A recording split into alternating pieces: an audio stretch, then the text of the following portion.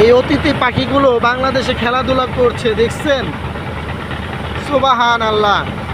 ওরা হয়তো ভিন্ন কোনো দেশের হতে পারে, আমি জানি না, কিন্তু ওরা আমাদের দেশে এসে উপভোগ করছে শান্তি বাংলাদেশ, নিরাপত্তা দিতে পারে বাংলাদেশ।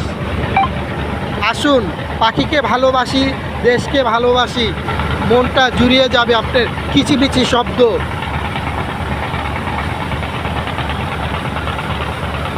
আপনার কি হাজার পাখি দেখে মনে হচ্ছে না দেশটা স্বাধীন শান্ত একটি দেশ, সোনার বাংলাদেশ?